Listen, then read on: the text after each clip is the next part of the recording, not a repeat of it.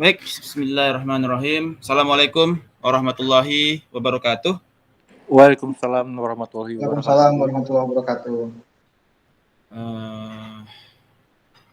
Sabahan Nur, selamat malam semuanya. Bertemu kembali dengan saya di mata kuliah Investment, Manajemen Investasi. Dan pada malam ini kita masuk ke chapter 7 terkait dengan optimal risky portfolio.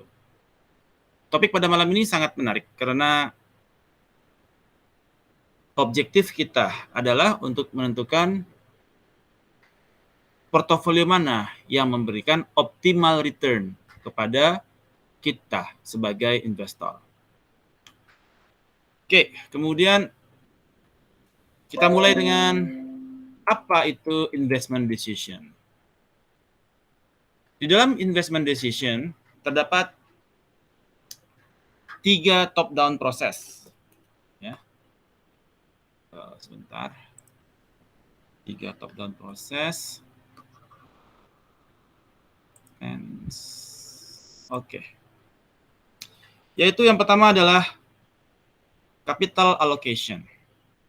Bagaimana kita menentukan Anda akan investasi di mana? Di risky portfolios atau di risk-free asset. Jadi ada 3 decision. Yang pertama adalah capital allocation. Anda akan proporsinya cenderung kemana? Apakah 50-50 yang risky portfolio dan risk-free asset? Atau lebih tebal di risky portfolio dan lebih sedikit di risk-free asset? Kalau Anda risk averse, maka Anda lebih cenderung lebih banyak di risk-free asset. Karena Anda risk averse, takut dengan risk. Tapi kalau Anda risk takers, maka Anda akan lebih cenderung kepada risky asset. Karena memberikan opportunity kepada better return kepada Anda. Kemudian yang kedua adalah asset allocation. Karena asset allocation ini ada beberapa asset classes. Ada yang sifatnya equity, ya, ada yang sifatnya debt. Jadi Anda akan lebih banyak kepada asset allocation-nya kemana? Apakah ke bonds, apakah ke stocks? Ya, jadi ini juga menjadi investment decision. Yang ketiga adalah security selection of individual asset within each asset class. Jadi Anda akan memilih kepada individual aset yang mana, ya, yang kira-kira yang paling memberikan the utmost return kepada Anda. Dan bagaimana cara kita melakukan seleksi terhadap individual aset tersebut. Kalau ada yang ingin bertanya langsung tanya ya. Kemudian diversification and portfolio risk.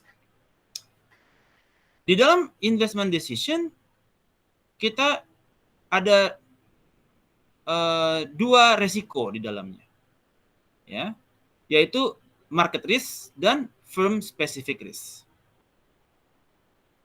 Market risk adalah resiko yang atribut kepada market wide risk, ya, dan akan remain tetap berlangsung setelah walaupun Anda mengalami diversifikasi dalam rangka mengurangi resiko. Ya. Market risk disebut juga systemic or non-diversifiable risk, ya, systemic risk. Yang kedua adalah firm specific risk. Firm specific risk adalah resiko yang dapat dieliminasi dengan cara diversifikasi. Ya, kalau kita lakukan diversifikasi, maka firm specific risk akan tereliminir. Ya. Nah, ini disebut juga diversifiable atau non-systemic risk. Non-systemic. Sebentar. Allah.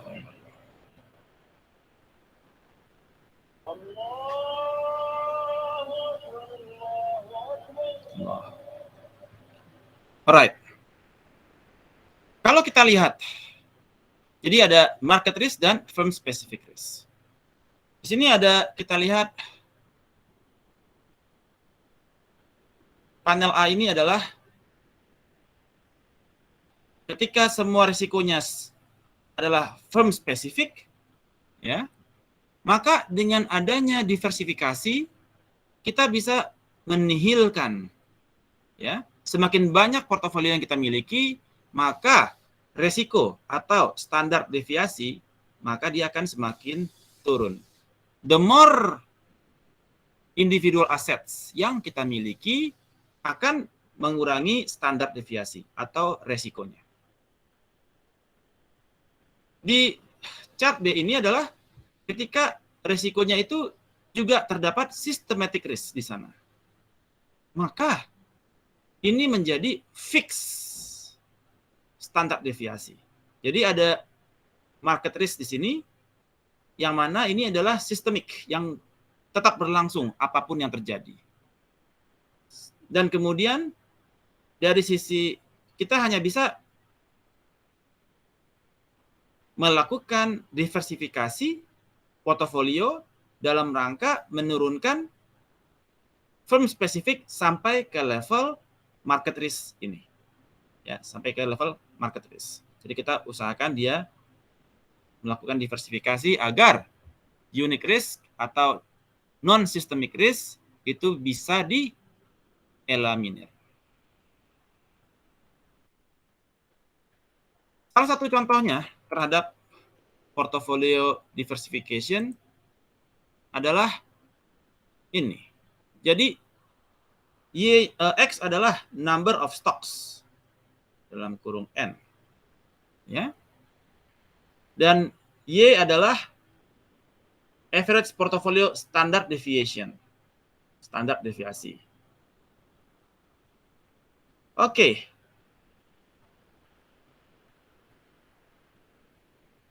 Ketika dia hanya ada satu stok, maka standar deviasinya adalah 50%. Gede banget, resikonya gede banget standar deviasinya. Ya. Bisa negatif 50, bisa positif 50 ya. Kalau untung, untung banget 50. Tapi kalau rugi sampai minus 50 standar deviasi. Jadi ingat di dalam kemarin perkuliahan minggu lalu, jadi kalau di dalam standar deviasi itu dia ada yang distribusi normal, di setengahnya adalah min, standar deviasi 1, standar deviasi 2, standar deviasi 3. Minus deviasi 1, minus deviasi 2, minus deviasi 3. 1 aja udah 50, minus 50. Kalau standar deviasi 2 dia udah minus 100. Standar deviasi 3-nya dia udah minus 150. Jadi potensial loss-nya gede banget nih. Ya. Tapi potensial return-nya juga gede banget. 150. Nah, standar deviasi 50%. 0,5. Di sini dilihat bahwa semakin banyak stocks di dalam portofolio, itu dia semakin mengurangi nilai standar deviasi. Deviasinya semakin turun. Ya, dengan semakin banyaknya stocks. Oke. Portfolio risk could be reduced only 19.2%. Ya. Di sini. 19.2%. Dengan adanya penambahan as the number of stocks increase. Ya, ini penelitian yang dilakukan oleh Mayer Statement pada September 1987. Nah, sekarang kita masuk ke dalam covariance dan correlation. Jadi, apa hubungannya dengan pengambilan keputusan investment? Covariance dan correlation. Jadi, portfolio risk depends on the correlation between the return of the assets in the portfolios. Jadi kalau kita Dan covariance dan correlation coefficient provide a measure of the way returns of two asset varies. Jadi kalau kita lihat secara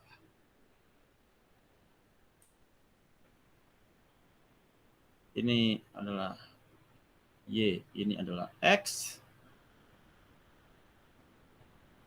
Ketika kita ada saham stok seperti ini dan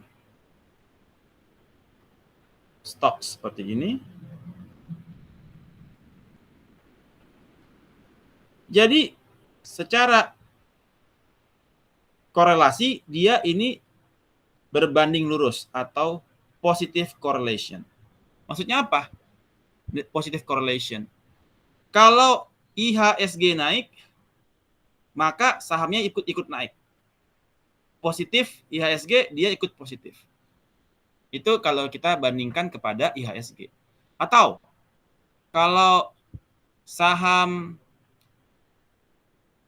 kesehatan naik, sahamnya dia pun naik. Itu berbanding, artinya ada dua portfolio yang dia saling berkorelasi. Jadi covariance and correlation itu dia provide a measure of two minimum, ya, minimal two aset. Jadi ada stocks A dan stocks B, ya. Jadi kita melihat hubungan antara stok A dan stok B. Kalau dia memiliki korelasi positif dan covariance positif, berarti antara stok A dan stok B dia bisa berkorelasi positif atau berkovarians positif. Namun kalau si A naik, si B turun, maka dia berkorelasi negatif. Ya. Ketika si B naik, si A-nya turun.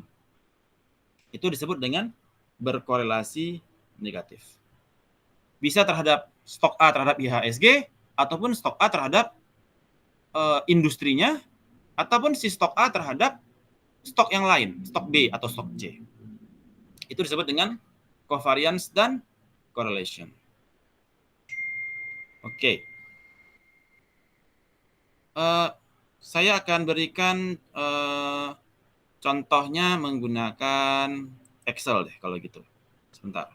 Saya share screen lagi supaya seluruhnya kelihatan.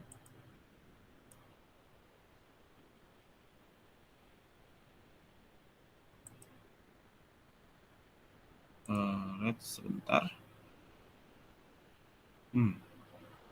Where is it? Oke. Layar saya kelihatan? Layar saya kelihatan? Kelihatan, Pak. Oke. Jadi, misalkan aset X dan aset Y.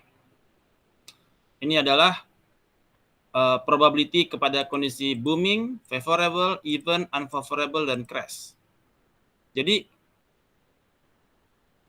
kalau kita ingin menghitung covariance, ya, maka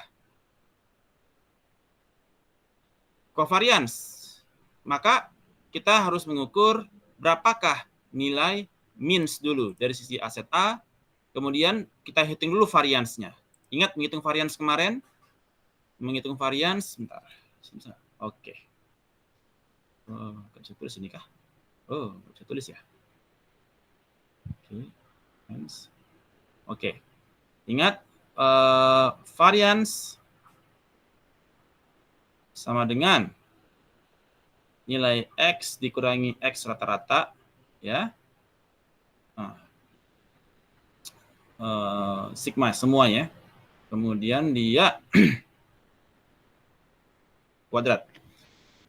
Jadi kita lakukan X dikurangi nilai means. Ya. Tapi ingat, nilai means ini juga sudah termasuk dengan nilai probability-nya. Jadi 10 dikali dengan 0,15, 6 ditambah 6 dikali 6 kali 0,35 dan kita lihat berapa means-nya. Kemudian nilai means itu adalah 10 dikurangi nilai means. Dapatlah nilai varians dari nilai X, 49,9. Begitu juga dengan varians nilai Y. Ya. Dikurangi nilai means. Didapatkan nilai variansnya, ini kan sudah di pangkat 2 ya. Nilai variansnya itu di pangkat 2. Dapat nilai 9,9. Kemudian standar deviasinya adalah akar dari varians. Akar dari varians. Kemudian nilai covariance adalah nilai X dikali X kali kurangi rata-rata dikalikan dengan nilai Y dikurangi rata-rata. Jadi dia melihat berapa antara X dan Y. Jadi kalau covariance dia hanya berlaku untuk X dan Y, covariance dia berlaku untuk X dan Y dikalikan. Jadi untuk melihat hubungannya. Ternyata ada minus 32, minus 8 begitu ya. Didapatkan total dan juga dikalikan dengan probability-nya. Ya, ini sum produk dari H4H8 dikalikan dengan C4C8. Dapatkan dia nilai covariance-nya adalah minus 21. Kemudian dan korelasi adalah nilai dari correlation sama dengan untuk covariance sama dengan X dikurangi X rata-rata, summary-nya dikalikan dengan Y dikurangi Y rata-ratanya. Correlation adalah nilai covariance dibagikan dengan standar deviasi dari X dikalikan standar deviasi dari Y. Maka didapatkan nilai covariance. Ini konsep berpikirnya. Ya, kita balik lagi ke PowerPoint. Kalau ada yang ditanyakan, langsung aja tanya ya. Oke, jadi bagaimana kita melihat apabila dia nilainya positif, nilai dari covariance correlation-nya dia itu positif, maka dia berbanding lurus. Kalau nilai covariance-nya dia negatif, maka dia berbanding terbalik. Jadi apabila X naik, Y turun. Ini artinya itu yang dimaksud. Covariance-nya negatif. Artinya nilai X-nya naik, nilai Y-nya turun. Sorry.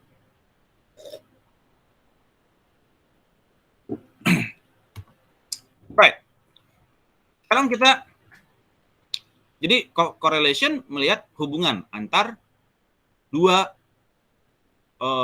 individual aset. Kemudian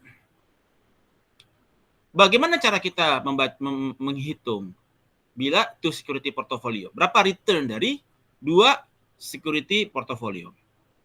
Contohnya, kita ada bonds, ada equity.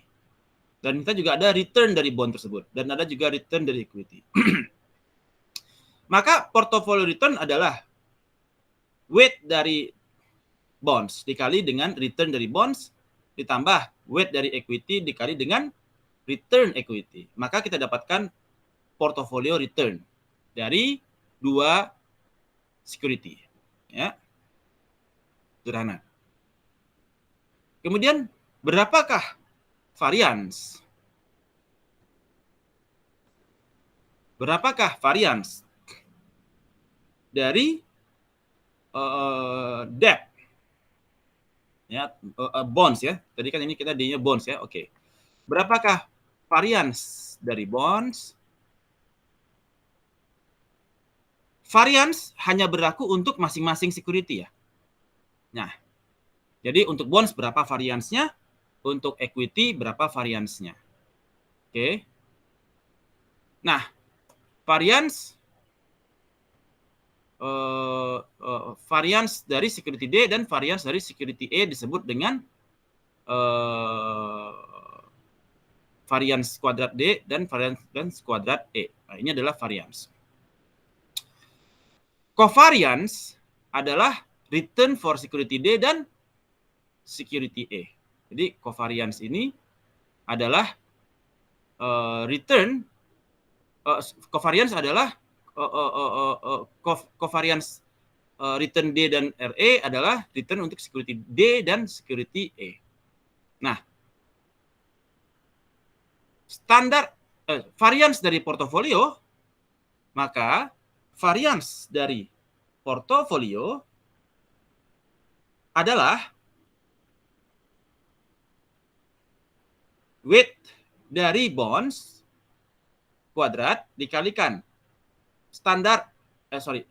variance dari bonds kuadrat ditambah variance weight dari equity stocks kuadrat dikalikan variance dari security stocks ditambah 2 dari weight dari bonds dan dikalikan dengan equity dikalikan nilai covariance dari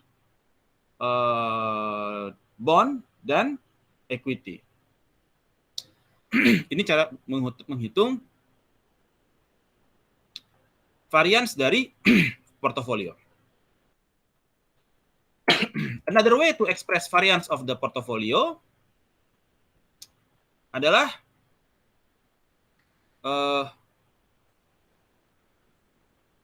jadi ada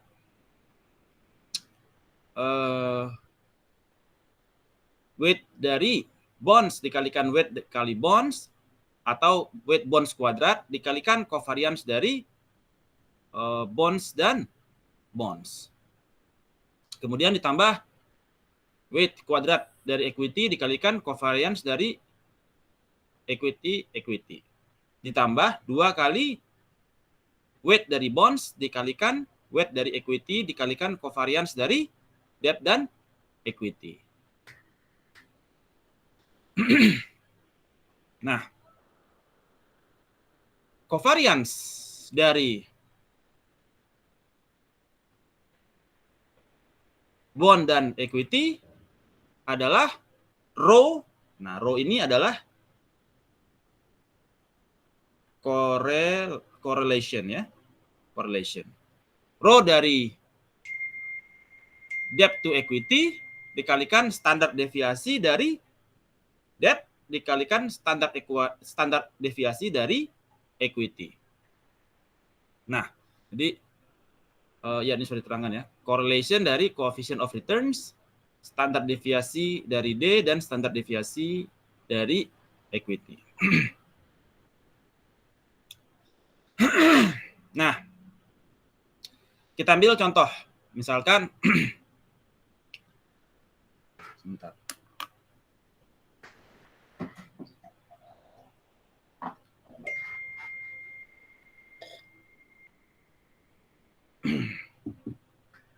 Kita ambil contoh.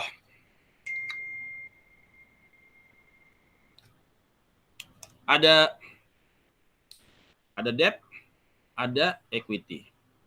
Berapa expected return-nya? 8% dan 13%. Berapa standar deviasi yang didapatkan? 12% dan 20%. Gede ya equity ya. Karena dia lebih berisiko ya. Makin tinggi standar deviasi maka makin berisiko. Bonds risikonya lebih rendah. Oke, good. Covariance-nya 72. Ya, covariance itu adalah yang tadi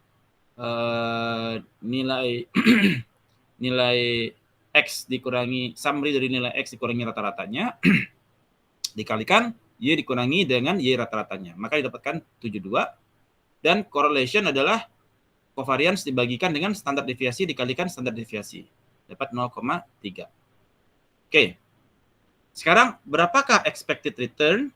Maka expected return adalah weight dari debt dikalikan expected return dari bond, yaitu debt-nya weight-nya tadi 50-50 nih. 50-50 ya. Dia bagi 2. Anda alokasi anggaran Anda, scarcity of capital Anda, setengah di equity dan setengah di debt. 0,5 dikalikan 8% ditambah 0,5 dikalikan 13%. Maka didapatkan 10,5% expected return dari portofolio. Berapakah variance? Variance dari portofolio adalah weight dari bonds kuadrat dikalikan standar deviasi dari bonds kuadrat ditambah weight dari equity kuadrat dikalikan standar deviasi dari equity kuadrat ditambah 2 dikalikan standar weight dari bond dikalikan weight dari equity dikalikan covariance dari bonds dan equity. Didapatkan 50%, 0,5 kuadrat ditambah bonds standar deviasi 12 kuadrat ditambah 0,5 kuadrat dikali 20% kuadrat ditambah 2 dikali weight dari bond 0,5 dikalikan weight dari equity 0,5 50-50 dan dikalikan dengan covariance. Maka didapatkan varian sebesar 172, maka standar deviasi sama dengan akar dari 172, sama dengan 13,23. Jadi kita dapatkan standar deviasi dari portofolio atas debt dan equity ini adalah sebesar 13,23. So far so good. Any questions? Kapish?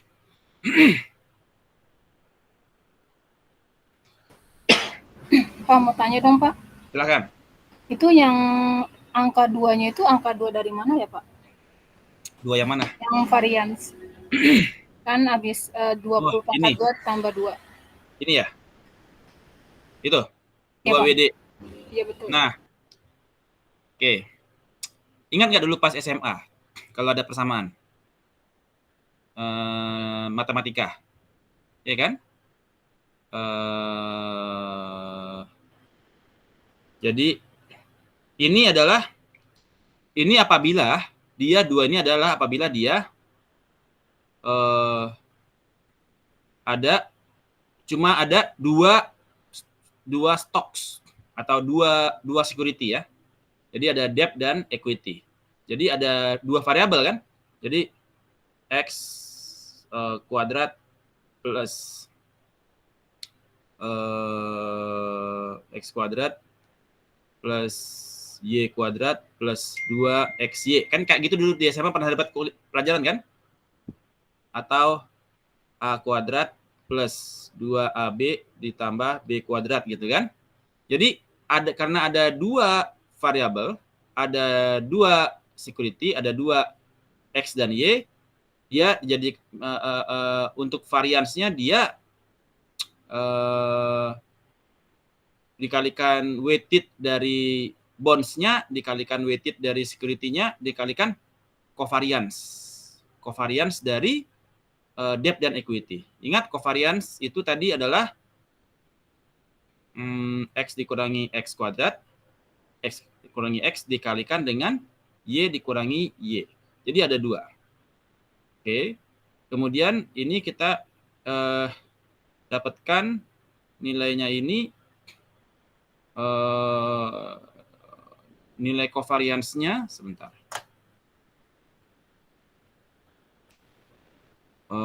Covariance-nya adalah H4 ini dengan dikalikan probability-nya ya. Kalau dia nggak ada probability 50-50 tadi ya. Jadi adalah sum dari perkaliannya itu mendapatkan covariance. Nah, variance-nya x dikurangi nilai x, y dikurangi nilai y, kemudian karena dia pangkat 2, maka dia dibikin 2 kali ya. X-nya, y-nya dikali 2, karena dia kan dikuadratkan kan, kalau variance kan dikuadratkan. Ya. Jadi di sini adalah variance-nya adalah dia dikuadratkan. Jadi weight-nya ini dia berlaku ini pendekatan yang berbeda ya. Kita bukan pakai pendekatan yang tadi ya. Jadi ini dengan pendekatan variance yang berbeda. Di mana dia menggunakan weighted-nya kuadrat dikalikan standar deviasi ya. Jadi kita udah nggak pakai nilai x dan y-nya ya. Tapi sudah menggunakan nilai weighted-nya dan nilai standar deviasinya kuadrat ditambah equity-nya kuadrat ditambah 2 kali weight dari debt dikali equity-nya dikalikan dengan covariance dari return dari bonds dan equity.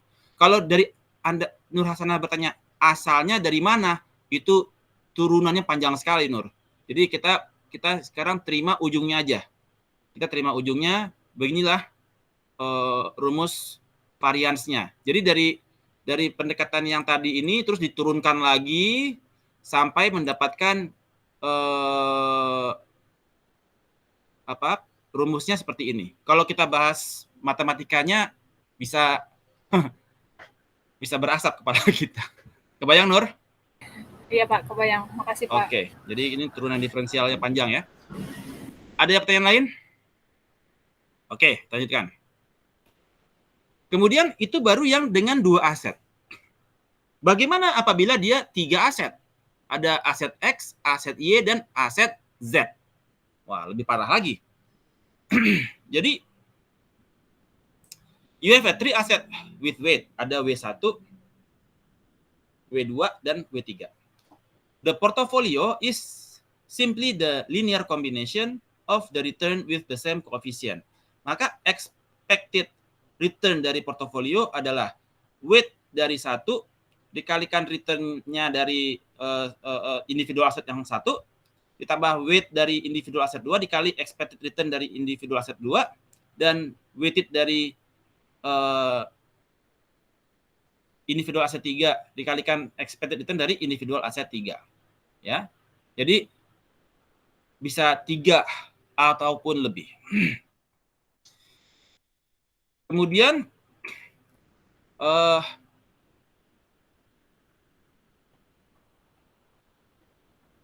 step pertama adalah write the covariance matrix. Ya. Ada covariance antara W1, nanti kita pakai cara cepat ya. Saya sekarang pakai rumus dulu aja ya, teorinya ya. Nanti saya ajarin cara cepatnya. Jadi ini ada W1 dan ini ada W1. Berapakah covariance antara 1 dan 1? Covariance antara 1 dan 2. Covariance antara 1 dan 3. Covariance antara 2 dan 1. Covariance antara 2 dan 2. Kita bikin dulu covariance matrix. Ya. Ini adalah step 1-nya. Kemudian step 2-nya kita menentukan berapakah standar deviasi antara standar deviasi 1. Ya. Kemudian kuadrat. Ini variance ya. Kemudian standar deviasi antara 2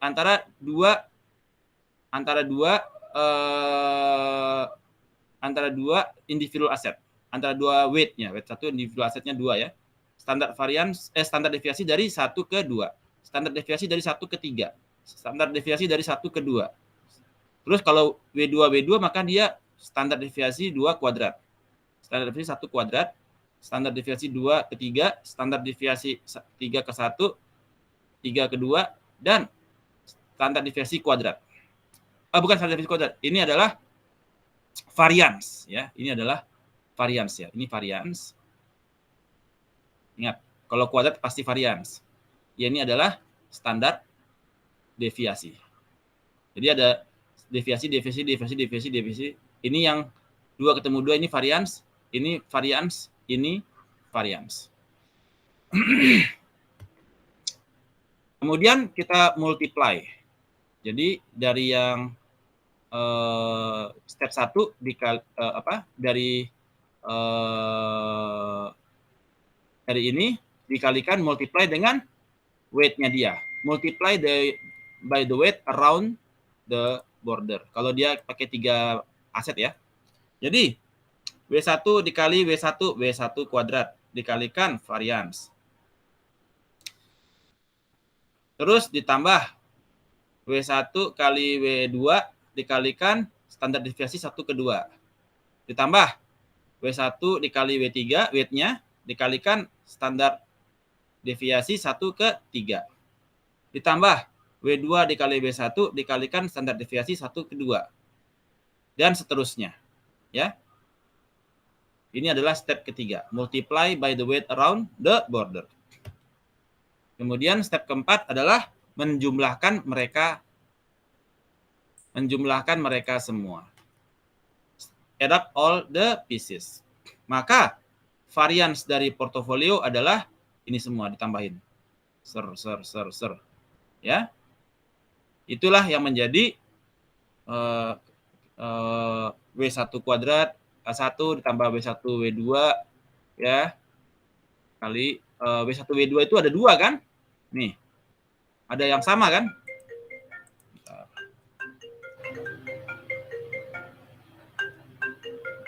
Sorry.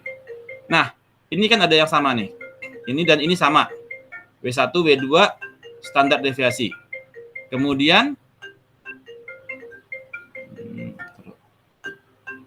Oke.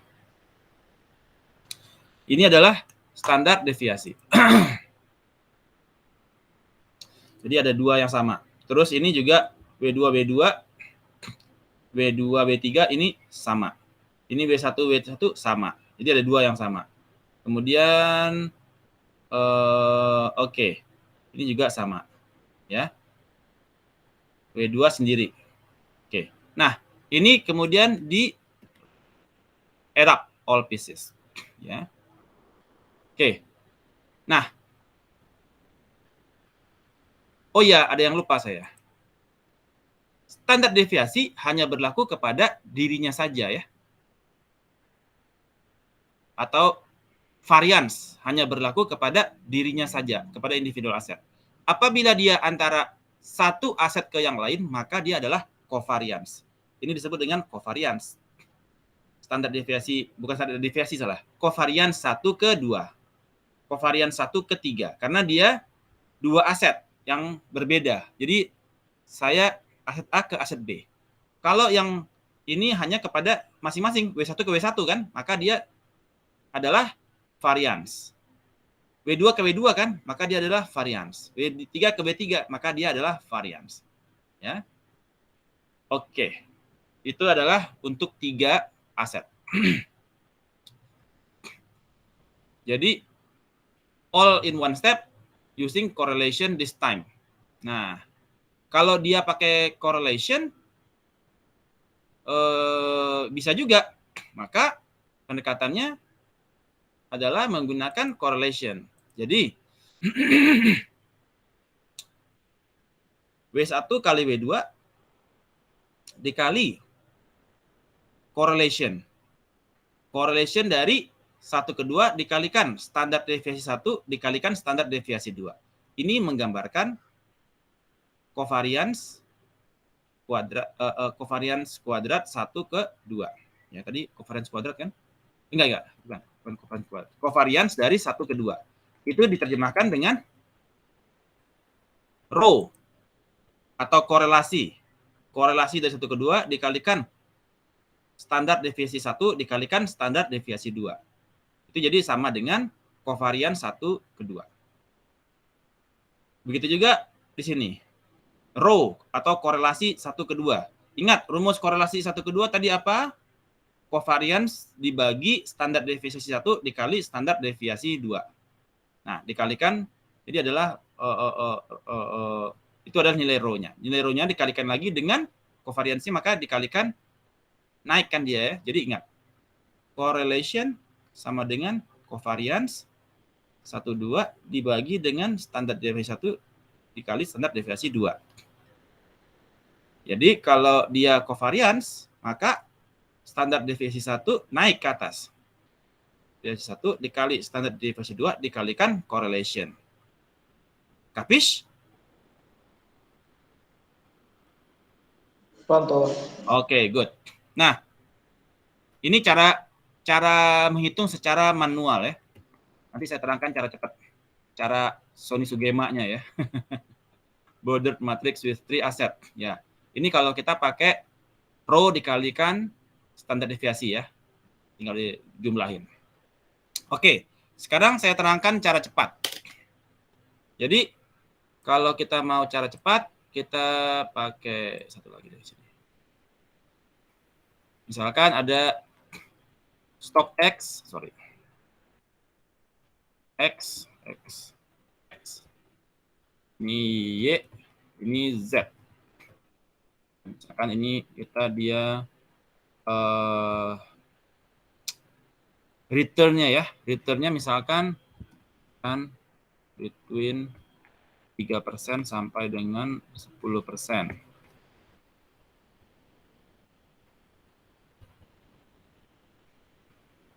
Oke. Nih, ada 3 portofolio. Ada 3 portofolio ya. Ada 3 portofolio. Oke, teruskan dulu ini. Ini adalah bonds. Kemudian ini adalah stocks. Ya, atas stocks-nya ada stok A, stok B, stok C. Ada 3 stok lah ya. Stok X, stok Y, stok Z. Saham Telkom, ya Telkom lah ya. Telkom, BMRI, dan Waskita Karya. Misalkan. Jadi Anda pengen tahu berapakah covariance dari 3 ini. Itu ya pertanyaannya ya.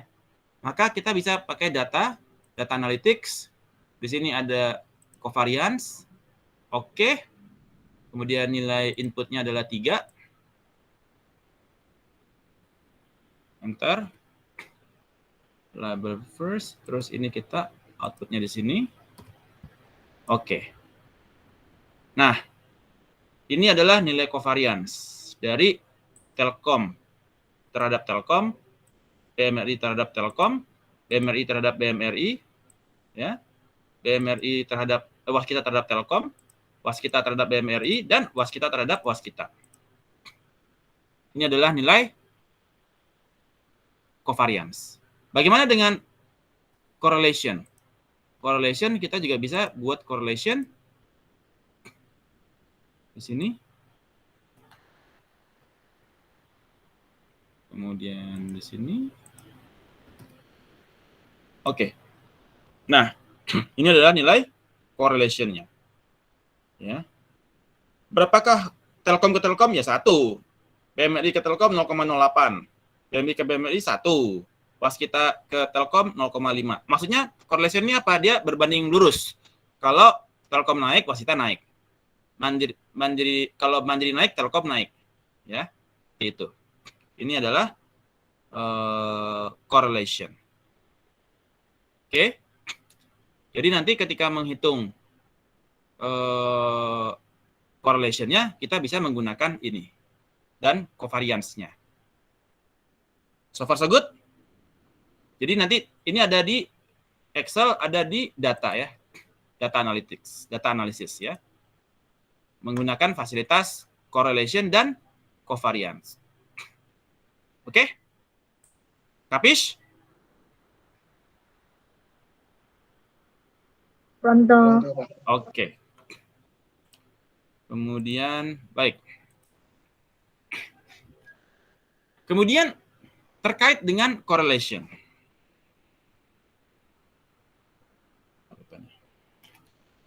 Jadi, correlation itu dia ranging dari 1 ke min 1. Min 1 dia berbanding terbalik, positif 1 dia berbanding lurus. If correlation adalah 1, maka securities are perfectly positively correlated antara si X dan si Y. Si X dan si Y. Atau stok A dan stok Y. Kalau dia min 1, maka dia perfectly negatively correlated. Si A naik, si Y turun. Si Y naik, si X turun. Ya kan? Kalau si X-nya naik, si Y-nya turun. Ya kan? Kalau di sini si X-nya naik, si Y-nya juga naik. Ya. Oke. Kemudian ini untuk two security portfolio. Ya, remember tadi bahwasanya variansnya adalah weighted-nya dia kuadrat dikalikan dengan variansnya ditambah weighted-nya kuadrat dikalikan dengan variansnya. Oke, correlation coefficient ya. Ketika dia 1 saling berbanding lurus, there is no diversification. Ya. Artinya kalau kalau Anda ternyata nilai korelasinya adalah 1, berarti apa? Anda nggak ada diversifikasi. Kalau Anda nilai korelasinya min 1, maka Anda artinya ada ketika itu terjadi, maka Anda perfect sekali untuk dia berbanding terbalik. Jadi maksudnya apa ya? Maka kalau dia artinya berbanding terbalik. Jadi kalau yang satu untung, yang satu rugi. Perfectly hedge. Hedge itu artinya saling di hedging gitu ya. Kalau yang satu naik, yang ini turun. Kalau yang ini turun, yang ini naik. Jadi perfectly hedge. Itu disebut apabila korelasinya dia adalah min 1. Nah, ini ada contoh. Ada portofolio, ada debt dan equity. Ya. Di mana dia memiliki ada bonds, ada equity, expected return. Ini adalah standar deviasi apabila dia korelasinya min 1, 0, dan plus 0,3 dan 1. Ini adalah standar deviasi yang diberikan untuk menghasilkan row-nya min 1 berbanding terbalik, ya. Row-nya 0 artinya nggak gerak gitu ya. Dan 0,3 artinya dia berbanding lurus, ngikut, dan 1 artinya sama sekali tidak ada diversifikasi. Ya. Jadi kalau dia 1 berarti kita cuma punya equity doang. Tapi kalau kita min 1 berarti kita cuma punya misalkan bond doang gitu ya. Nah, min 1 artinya kita punya bonds dan equity yang saling hedging, saling trade off. Jadi dia min 1. Kalau dia 1 artinya dia bonds dan equity-nya bareng. Kalau dia min 1 artinya dia begini. Oke. Kemudian kalau kita gambarkan berupa chart, kita bisa melihat ketika the proportion invested in debt dia bervariasi dari 0 ke 1, maksudnya adalah kita weight-nya kita ada berapa persen di debt dan berapa persen di equity. Kalau di debt-nya dia 0, maka equity-nya dia 1. Apabila equity-nya 0, maka debt-nya 1. Ya. Ini adalah weight-nya dia ya. Jadi ada kalau debt-nya 0, maka equity-nya 1. Kalau debt-nya 0,3, maka equity-nya 0,7. Ya. Karena capital kita cuma 1 kan? Berapakah weight-nya untuk debt dan berapakah weight-nya untuk equity? Jadi weight bond sama dengan 1 dikurangi weight dari stocks.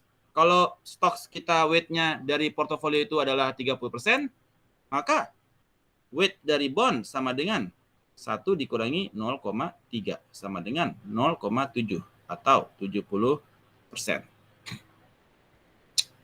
Ya. Oke, ini gambarannya ya. Dan apabila kenapa kita bisa switch ke equity? Artinya bisa saja kita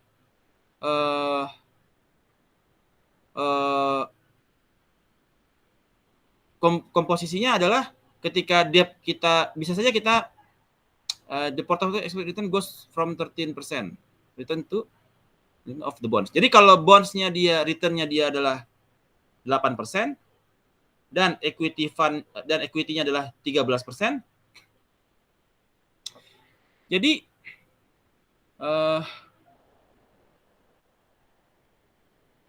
when the proportion invested in the debt varies from 0 to 1, so that the proportion in equity varies from 1 to 0, the portfolio expected return goes from 13% to 8%. Jadi ketika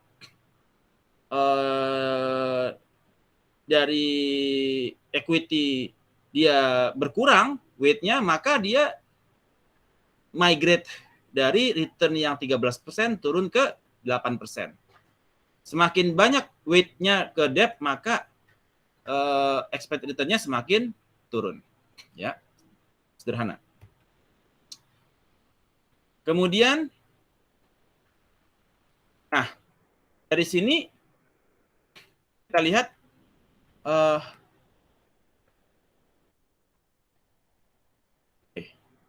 the minimum variance of portofolio.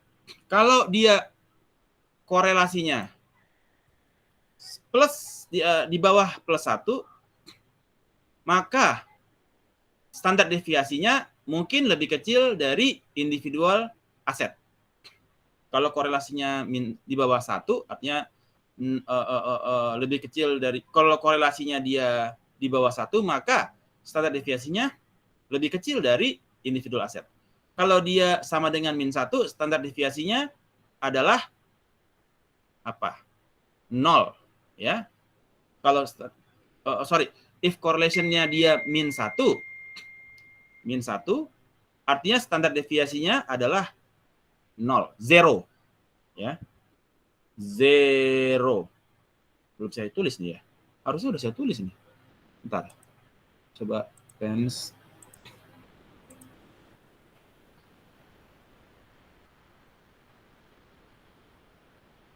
Oke. Supposedly 0 ya. 0, 0. Right. Contohnya seperti ini. Jadi ada debt, ada equity. Ada rho sama dengan 1.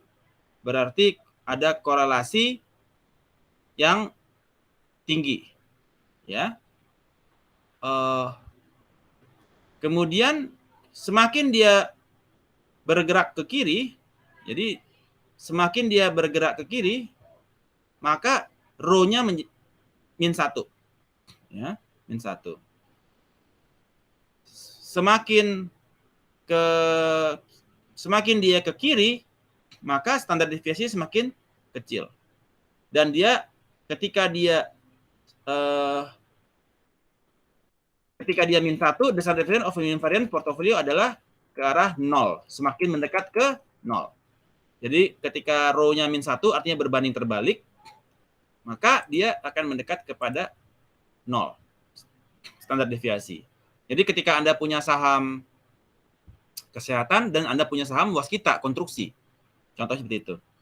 Anda pelihara saham kesehatan, medical, dan saham konstruksi. Karena yang kesehatan itu betul-betul bagus dan konstruksi betul-betul hancur, maka Anda bisa anggap memiliki rho sama dengan 1, memiliki korelasi yang berbanding terbalik, sehingga menuju kepada standar deviasinya 0, saling meniadakan, ya. Nah, itu disebut dengan rho sama dengan min 1. Potential benefits from diversification arise when correlation is less, ya, dan perfectly positive. Jadi kalau dia perfectly positif, maka risikonya makin gede. Ketika Anda cuma pegang saham konstruksi, semuanya konstruksi aja. Begitu COVID, hancur. Maka resikonya semakin besar. The lower the correlation, the greater the potential benefit from diversification. In the extreme case of perfect negative correlation atau min 1, we have a perfect hedging. Betul-betul di hedge. Kalau lu hancur, gua masih aman karena ada yang nanggung gitu ya. And can construct a zero variance of portfolios. So far so good. Questions? Araso? Capish? Capish. Punto. Okay. Correlation effect, ya. The amount of possible risk, ya. Ya, tadi kurang lebih saya terangkan. Berikut kita masuk kepada yang disebut dengan Sharpe ratio, Sharpe ratio. Jadi Sharpe ratio, bagaimana kita Sharpe ratio ini digunakan untuk mengetahui manakah portofolio yang memberikan return yang paling bagus atau manakah return yang paling optimal. Kita menggunakan disebut dengan Sharpe ratio. Yaitu rumusnya adalah expected return dari portofolio dikurangin di risk free dibagi dengan standar deviasi dari portofolio. Disebut dengan Sharpe ratio. Nah, contoh. Di sini ada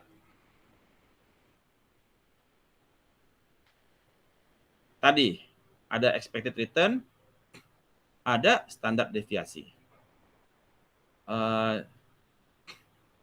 Nilai ada ini adalah 8 adalah ini adalah risk free.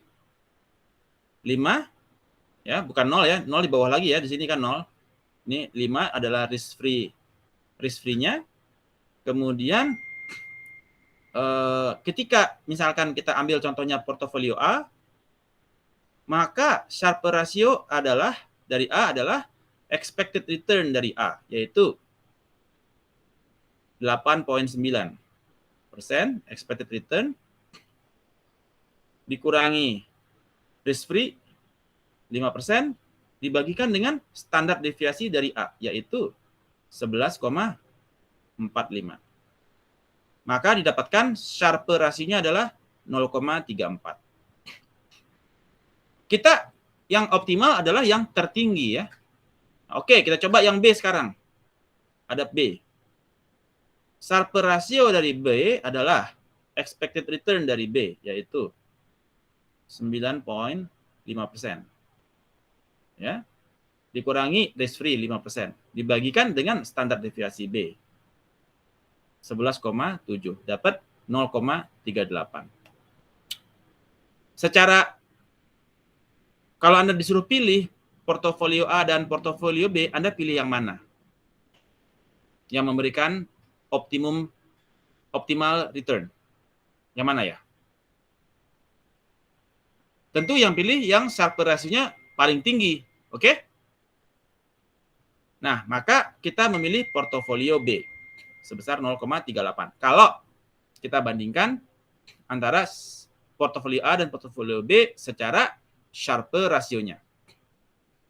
Sekarang kita belum tahu yang optimal yang mana. Untuk mengetahui yang optimal, kita menghitung berdasarkan Sharpe rasionya adalah contoh titik P misalkan. Titik P ini adalah return-nya 11%. Terus maka Sharpe rasionya adalah 11 dikurangi risk free 5% dibagi dengan standar deviasi dari P, yaitu 0,42. Lebih tinggi daripada portofolio A 0,34 dan portofolio B 0,38. Oke, jadi di dalam menentukan optimal risky portofolio, kita caranya adalah dengan cara meletakkan titik koordinat awal di risk free. Ya, di risk free kita titiknya. Kemudian kita lihat garis yang terbentuk. Garis yang terbentuk dari portofolio yang kita lihat. Ada sekian garis terbentuk. Maka akan terbentuk garis frontiernya, kemudian kita buat garis lurus yang menyentuh titik dari garis frontier tersebut. Dan titik singgungnya ini merupakan titik optimal risky portofolio. Titik singgungnya. Di sini disebut dengan capital asset allocation. CAAL. Oke. Alright. Itu cara untuk menentukan titiknya. Kemudian pertanyaan berikutnya adalah, berapakah optimal allocation yang dapat kita siram ke dalam titik P? Berapakah optimal allocation yang bisa kita siram ke portofolio P? Apabila Anda, jadi kemarin kita sudah mempelajari mengenai skor terhadap risk averse Anda ya. Kalau Anda skor Anda risk averse Anda tinggi atau yang Anda takut resiko, maka skor A-nya tinggi. Kalau Anda risk taker, skor A-nya bisa minus. Ya. Bisa 0 ataupun minus ataupun rendah. Kita ambil contoh dia risk averse skornya adalah 4. Berapakah komposisi yang optimal untuk kita siram ke optimal risky portfolio? Berapakah weighted-nya? Maka Y adalah expected return dari P dikurangi risk free dibagi dengan A dikalikan variance dari nilai P. Maka didapatkan 11%, 11 dikurangi risk free 5 dibagikan risk averse score-nya dia 4 dikalikan standar deviasinya. Oke, standar deviasinya itu variance-nya dari nilai P adalah 14,2. Oke. Kuadrat. Ya. Ingat variance itu adalah standar deviasi kuadrat. 14,2 pangkat 2. Itu disebut dengan variance dari P. Maka kita dapatkan nilai portofolio optimal allocation untuk P adalah sebesar 74,39%. Ya. Dan sisanya ditaruh 25,61 di treasury bills atau surat utang negara. So far so good, kapish? Kapish? Araso? Questions? Arasoyo. Oke, good. Nah, kita tadi sudah dapatkan berapakah komposisinya? 74,39%. Ini overall portofolionya 74,39, ya. Kemudian artinya untuk treasury bills dia 25,61. Jadi kita lihat untuk return dari portofolio baik bonds dan stocks 11%, ya, dikali 0,74 ditambah 0,2561 untuk yang portofolio T-bills dikalikan 5%. Maka didapatkan expected return overall sebesar 9,46%. Di mana standar deviasi overall adalah 0,439 dikalikan standar deviasinya. Jadi komposisi standar deviasinya adalah sebesar 10,56. Ya. Kemudian dan Sharpe overall adalah 9,46 return secara overall dikurangi risk free dibagikan dengan standar deviasi dari portofolio. Sama dengan 0,42. Nilainya sama dengan 0,42 yaitu nilai Sharpe rasionya sama ya. 0,42 ya, sama. Alright. Oke. Kemudian berikutnya adalah Markowitz Portfolio Selection Model. Ada yang disebut dengan Markowitz Selection Model, Security Selection. Security mana yang perlu kita determine? The first step is to determine risk return opportunity available. Kemudian kita lihat berdasarkan standar deviasi dan return, maka kita akan dapatkan komposisi titik-titik koordinat. Jadi semua kita punya individual aset. Ada yang standar deviasi dan expected return. Ada banyak titik. Banyak titik. Nah, semua ini membentuk suatu barrier yang disebut dengan entry efficient frontier. Efficient frontier. Ya, di mana dia ini adalah seperti barricade yang memagari individual aset. Oke. Kemudian pertanyaannya adalah we now search for capital asset allocation with the highest reward to variability ratio. Bagaimana caranya? That means to find the optimal line that stems from the risk-free point and is taken to the efficient frontier. Jadi kalau misalkan dia hampir mirip dengan tadi, yang capital asset allocation tadi, bahwasanya capital asset allocation-nya ini harus menyentuh titik efficient frontier. Jadi pendekatan Markowitz mirip-mirip ya, bahwasanya terdapat efficient frontier dari semua aset. Kalau yang tadi kan dia dari si aset dia diginiin. Sekarang ternyata dia membentuk, karena banyak aset, maka dia membentuk puluhan aset, dia membentuk efficient frontier. Bagaimana kita menentukan optimal aset, optimal security asset? Yaitu dengan menarik garis lurus lagi dari risk free ke efficient frontier.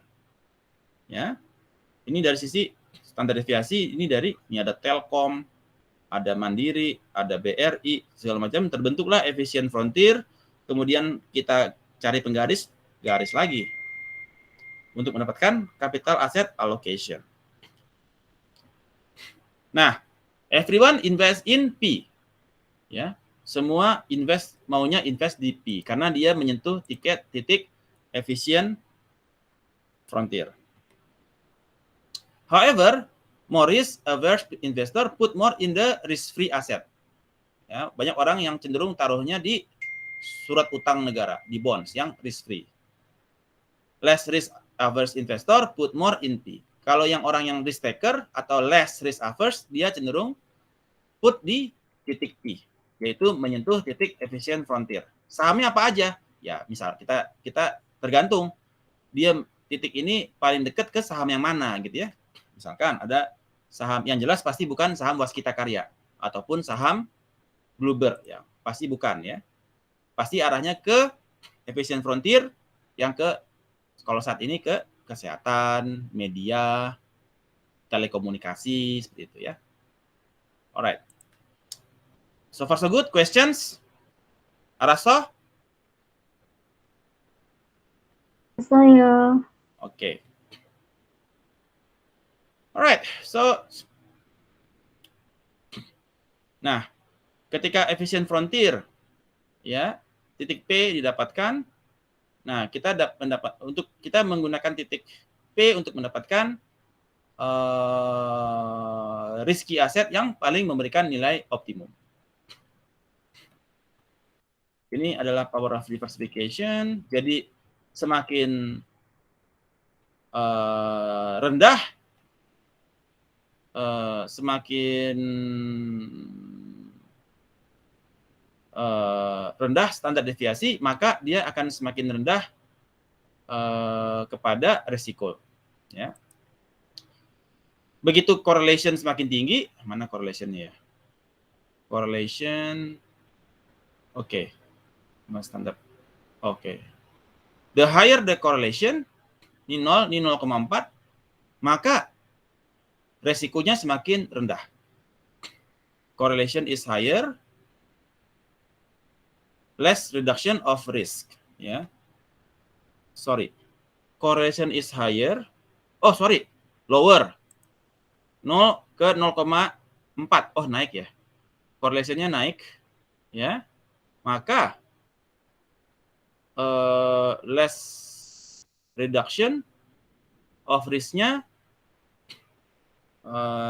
less reduction of risk-nya. Jadi reduction of risk-nya semakin correlation is higher, resikonya semakin tinggi ya. Correlation semakin mana? Correlation-nya mana, ini kah? Ini ke sini dong ya, correlation. Maka risk-nya reduction in standard deviation. Ya. The correlation is higher, then there is less reduction of risk. Ya. Kemudian